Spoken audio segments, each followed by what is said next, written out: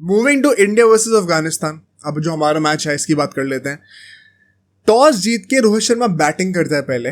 Pitch report आई थी कि batting paradise है, ठीक है. एंड वही 1 सेकंड मेरे को समझ में नहीं आता पिच रिपोर्ट कैसे दे रहे हैं लोग, बिकॉज पहले के 6 ओवर देख के तो क्लियरली ऐसा नहीं लग रहा था कि बैटिंग पैराडाइज होने वाली है.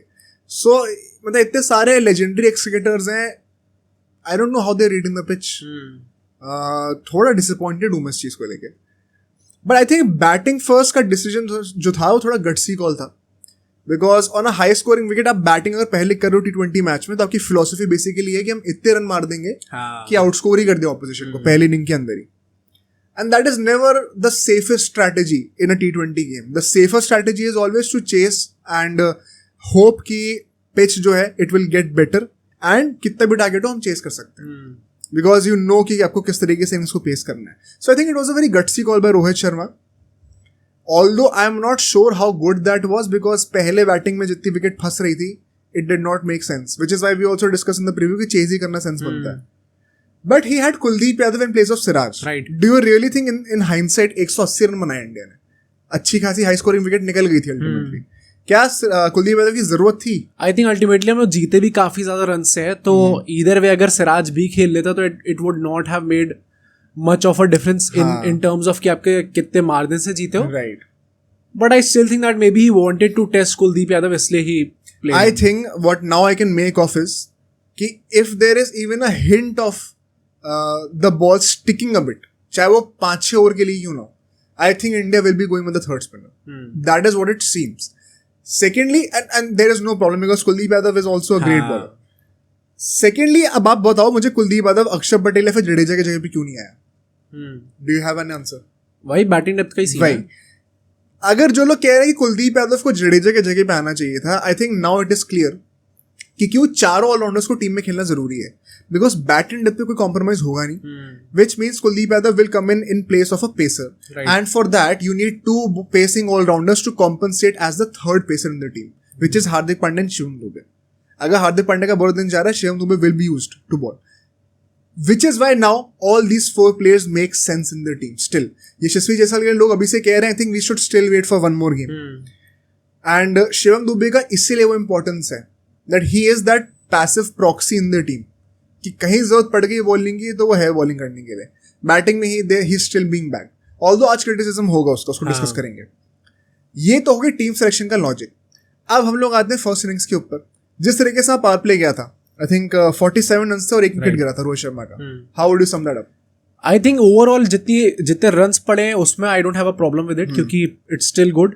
आई थिंक बस वो रोहित शर्मा का जो विकेट गिरा, I was kind of very disappointed. फिर वही सेम तरीके से लेफ्ट आर्म पेसर है, बैट पहले चल गया, बॉल आई नहीं, तो फारूकी को विकेट भी मिल गया. मतलब भाई थोड़ा इरिटेटिंग हो जाता है कई बार देखने में. एंड मतलब भाई वन कैन ओनली होप कि ये चीज़ बेटर होती है, बट एक थोड़ी रेकरिंग चीज़ होती जा रही है ये. माई ओनली क्वेश्चन इज, अगर 1-2 ओवर स्टार्टिंग के उस पर रन्स कम आए एंड विराट कोहली के साथ ओपनिंग कर रहा है, तो रिस्की शॉट खेलने की रिस्पॉन्सिबिलिटी तो रोहित शर्मा के ऊपर ही होगी. तो can we give him that leverage या फिर नहीं होगी definitely responsibility, but he is equally, वो है उस लेवल का, इसलिए उसका रिस्पॉन्सिबिलिटी है वो. तो वो चीज़ अगर कंसिस्टेंटली और फेलिंग टू डू दैट, तो आई थिंक क्वेश्चन बनता है, क्योंकि रोल ही वही है टीम के अंदर.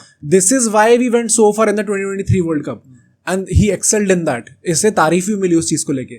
अगर उसी रोल में ही वुड हैव फेल्ड तो फिर लोग गुस्सा भी होते. इस वक्त he is failing in that role, इससे लोग गुस्सा भी हो रहे हैं. तो आई थिंक जस्टिफाइड है वो. Fair. Virat Kohli was batting really well दो. उसने आई थिंक पिच को बड़े अच्छे से एडजस्ट करा, and even better than Virat Kohli was Rishabh Pant. नबी ने 3 ओवर डाले एंड तीसरे ओवर में ऋषभ पंत ने अटैक करना शुरू करा, जो रिवर्स स्वीप पे मारी हैं, 2-3 चौके छक्के मारे. I think Rishabh Pant after Surya Kumar Yadav was looking the most comfortable batsman as far as India is concerned on this wicket. Hardik Pandya बाद में आप कह सकते हो of course. But then we see जो next phase आता है 6 से 10 ओवर के बीच का, यहाँ पे 2 और विकेट गिरते हैं. Both विराट कोहली और Rishabh Pant are out, and दोनों को आउट कौन करता है? Rashid Khan. By the way Rashid Khan का ये पहला विकेट था अगेंस्ट इंडिया इन T20. और आती 3 विकेट ले गया अब सीधा. ऋषभ पंत रिवर्स स्वीप करते हुए throws away his wicket, but even worse was what Virat Kohli did. इतना अच्छा खेल रहा था, I think he could have easily gotten a 50-70. And एकदम हाथों में दे दी भाई. I think it was a miscalculation and वो एक judgement of error of judgement जो होता है दैट अब शॉट आई थिंक वो कवर्स के ऊपर से चाह रहा था बट उसने लॉन्ग ऑफ के हाथों में दे दी. आई थिंक कमेंटेटर्स ने भी उस टाइम पे ये बात कही थी कि it was a very unexpected shot. He was in such a good rhythm. Why would he throw away his wicket like that? तो आई थिंक आज तो विराट कोहली से मैं पहली बार डिसअपॉइंटेड हूँ थोड़ा सा, बिकॉज अभी तक तो वो जल्दी आउट होता तो क्या ही जज करोगे, था नहीं जज करने कुछ है ही नहीं जज करने के लिए. तभी मुझे लगा था क्रिटिसिज्म करने की जरूरत है ही नहीं, बट आज सेट होकर जिस तरीके से आउट है वो क्रिटिसिज्म वर्दी था. फेयर रिगार्डलेस अभी हम लोग देखते हैं कि 10 ओवर में 79 रन थे इंडिया के, विच मीन्स कि यहाँ पे bye the way Rashid Khan ने 2 ओवर डाले थे और सिर्फ 10 रन दिए थे और 2 विकेट वो ले चुका था. He was on fire at this point of time. But Shivam Dubey आता है, उसने थोड़ा अटैक करना शुरू करा नून अहमद को, एंड शिवम दुबे उसके बाद in the very next phase 10 से 15 ओवर के बीच में Rashid Khan gets Shivam Dube as well. Shivam Dube के ऊपर क्या कहना है? आई थिंक अगेन डिसअपॉइंटिंग है क्योंकि 10 ही रन बनाए. व्हाट वी आर सेइंग कि अटैक कर रहा था, दैट्स फाइन. अगर if you are scoring runs, if you are getting out early on and you know कि थोड़े क्वेश्चंस हैं इस टाइम पे, वी हैव डिस्कस कि कितने वैलिड है वो क्वेश्चंस या कितने वैलिड नहीं है, बट लाइक आज एक्सपेक्टेड था. नहीं, अगर हम विराट कोहली को आज क्रिटिसाइज करें तो शिवम दुबे हाँ डेफिनेटली आई थिंक आज एक्सपेक्टेड भी था क्योंकि अभी तक जिस विकेट्स पे हम लोग खेल रहे थे वो वैसे ही काफी टफ थी for our best batsman also. तो शिवम दुबे को थोड़ा स्लैक कट कर सकते थे, but now that you are kind of playing in a batting, not exactly batting friendly, but हाँ बैटिंग विकेट था, आप कर सकते थे अच्छा बैट. इस पे उस पे भी if you are not able to score run so definitely questions raise होंगे ही होंगे.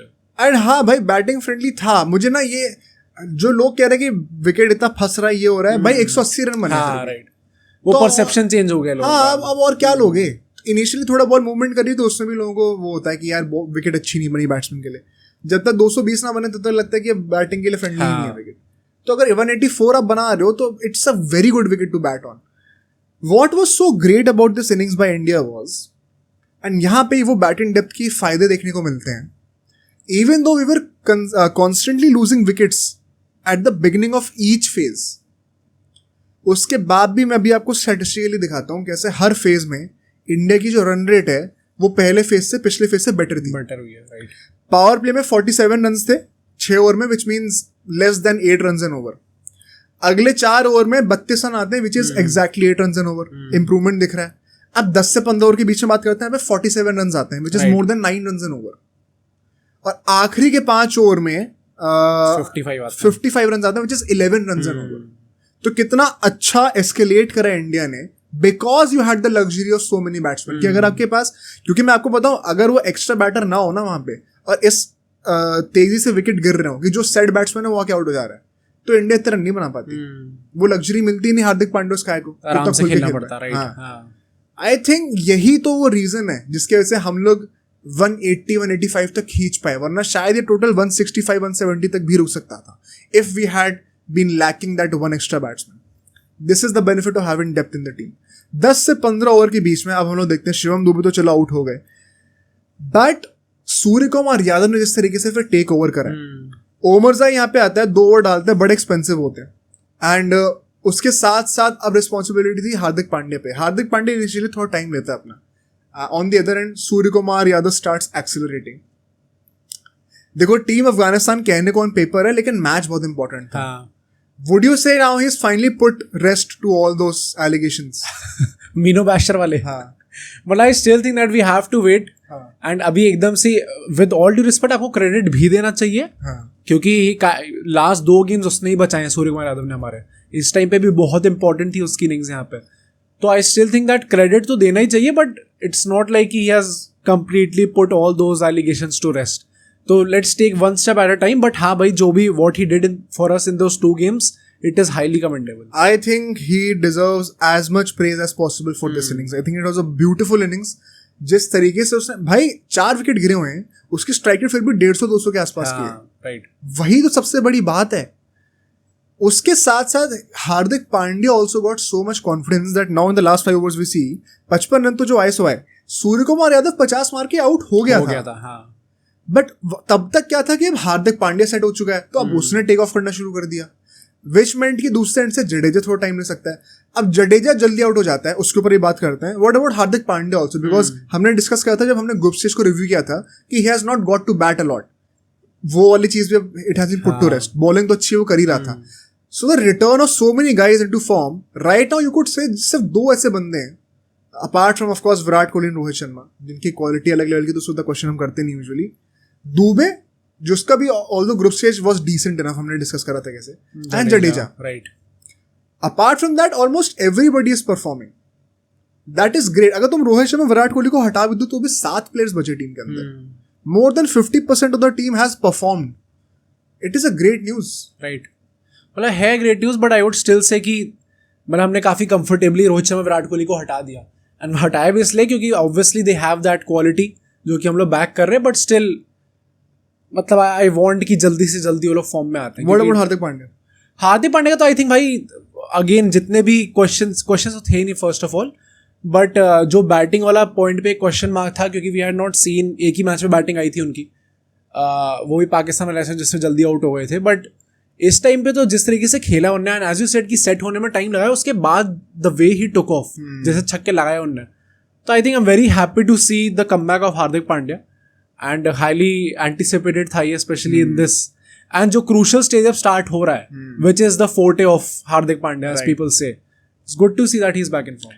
उसके बाद एंड में Jadeja gets out early, Farooqi को थर्ड विकेट मिल जाता है, अक्षर पटेल एक छोटा सा कैम्यू खेलता है, then he gets run out. What about Jadeja? उसके लिए क्या कहें हम लोग? भाई it is a problem right now. Axar Patel starts before Jadeja in the team. हाँ. if somebody has to lose. I think bowling में तो they are both equally good right now, and batting में तो इट इज क्वाइट एविडेंट कि Jadeja has not been good for quite some time in T20s. Is it a fair question to say कि अक्षर पटेल को जडेजा से ऊपर बैटिंग करने आना चाहिए? आई थिंक काफी लोगों ने चीज बोली है, एंड मैंने इसमें दोनों, मेरे दोस्त भी काफी हैं जो देखते रहते हैं, तो उन लोगों ने भी like I asked this question, तो उन लोगों के भी थोड़े डिफरिंग ओपिनियंस थे. कुछ लोग कह रहे थे कि जडेजा आउट हो जाता है बट नीचे एक आदमी रहता ही रहता है जो कि सेफ्टी प्रोवाइड करता है. आई थिंक अक्षर पटेल का रोल ही वही है. हाँ राइट. अगर जडेजा खुद वो लास्ट बंदा हो जाएगा ना, तो ऑलरेडी एक नॉन परफॉर्मिंग एसेट है. हाँ. और वो और ज्यादा प्रेशर के अंदर आएगा. Axar Patel gives that question to every other batsman in the team कि मैं हूं नीचे संभालने के लिए. हमने टेस्ट मैचेस में भी तो देखा है क्यों उसको नंबर 9 पर ही बैटिंग करा रहे थे. राइट. क्योंकि मतलब चाहो तो उसको आप जडेजा और अश्विन के ऊपर बैटिंग करा सकते थे एक टाइम पे, बट उसका पॉइंट ही वही है कि वो जडेजा और अश्विन का बेस्ट निकाल के लाता है. हाँ. सो आई थिंक वही दूसरा, आई थिंक दूसरा वही है कि फॉर्म बेटर है, एंड कई बार आप उसको नंबर 4 पे बैटिंग करा देते हो जब वो परफॉर्म भी करता है, तो why bat him so down the order कि अब जडेजा के भी नीचे आ रहा है. बट आई स्टिल थिंक कि भाई जिस फॉर्मूला पे है अभी स्टिक करो उस पे. तो प्लस रोहित शर्मा ने खुद ही कहा है कि अपार्ट फ्रॉम दी ओपनर्स हमने किसी का भी बैटिंग पोजीशन फिक्स नहीं रखा हुआ है, सब फ्लेक्सिबल है. तो डोंट बी सरप्राइज अगर चेंज भी कर देते हैं, तो कोई बड़ी बात नहीं है. Coming to the bowling now, because power play के अंदर ही गेम खत्म कर दिया इंडिया ने. हमने डिस्कस किया था कैसे सिर्फ 2 ही बैट्समैन इनके टीम में, और इनका मिडिल ऑर्डर बहुत ज्यादा शेकी है बिकॉज इनके रोल्स डिफाइंड नहीं है और पोजीशंस भी डिफाइंड नहीं है. बहुत बड़ा फ्लॉ था ये, जिसकी वजह से हमने कहा था कि अगर बैटिंग फ्रेंडली विकेट्स आ जाएंगी तो they will struggle. Same thing happened against West Indies and now against India. 2 बड़ी मार्जिन की डिफीट्स इनको देखने को मिली है. इब्राहिम को इन्होंने ओपनिंग कराई नहीं आज, लेकिन फिर ही पावर प्ले में आउट हो गया. बुमराह को 2 विकेट मिले, अक्षर पटेल को भी 1 विकेट मिल जाता है. Axar Patel in power play is a very useful asset in my opinion, and दोनों ही बॉलर्स बहुत ज्यादा इकोनॉमिकल थे. But 35 for 3 in the power play, do you think Afghanistan ने कोई फाइट ही नहीं दी? मतलब देने को तो दे सकता है, ऑब्वियसली वी कैन से कि फाइट नहीं दे पाए, बट आई थिंक यहाँ पे we have to just bow down to Bumrah and Akshar Patel also. Bumrah तो भाई ऑलवेज ही clutches up for India, and यहाँ पे भी दोनों ओपनर्स का विकेट बुमराह ने ही लिया. वो मतलब भाई चाहे टोटल ज्यादा हो चाहे कम हो, अगर आपको स्टार्ट ही इतनी तगड़ी मिल जा रही है तो it is always going to be demoralising for the opposition. Right. तो आई थिंक बुमराह की जितनी तारीफ हो उतनी कम है भाई इसमें. एंड फिर अगले जो 6 से 10 ओवर का फेज था, इसमें वी सी कि थोड़ा काउंटर अटैक करने का ट्राई करती है अफगानिस्तान. 31 रन स्कोर करती है, that's almost 8 run an over. Gulbadin और Omar Zahid, they were batting, and Kuldeep and Jadeja को थोड़ा अटैक करते हैं लोग, स्पिनर्स को. ऑल्दो हार्दिक पांड्या ने कोड डाला था, once again he was very economical. अब यहाँ पे इसके वजह से क्या होता है कि कोई विकेट नहीं गिरता, बट इसका मतलब ये नहीं कि अगले फेज में विकेट नहीं गिरेंगे, बिकॉज कब तक आप बच जाओगे. अगर आपने 31 रन मारे हैं, that still means that you have just scored 66 run in 10 overs, right, which means अभी आपकी required run rate almost 12 run पर ओवर की है. तो वही ना, वो अश्विन ने वो चीज कही थी जो मैंने बताया था, हम लोगों ने भी चीज डिस्कस करी थी कैसे wicket taking ability and intent is kind of overrated in T20s because you don't really have to go to take wickets all the time. You just have to create that pressure in order to force a batsman कि वो एक release shot खेले और वो अपने आप wicket हाथों में देगा। बहुत लोग वर्ल्ड कप से पहले बोल रहे थे कि इस बॉलिंग लाइनअप में इनफ विकेट टेकर्स नहीं है। सबसे घटिया आर्गुमेंट लगा था मुझे। एनीवे वो भी फर्दर प्रूव हो जाता है बिकॉज नाउ वी सी अगले 5 ओवर में सिर्फ 35 रन आते हैं, राइट, ठीक है, जितने पावर प्ले में आए थे, और यहाँ पे 2 और विकेट गिर जाते हैं।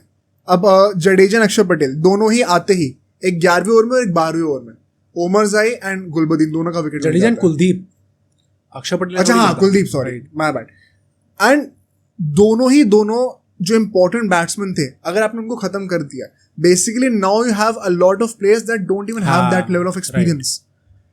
एंड उसके बाद से केक वॉक था यार, मतलब 134 पे ऑल आउट हो जाते हैं।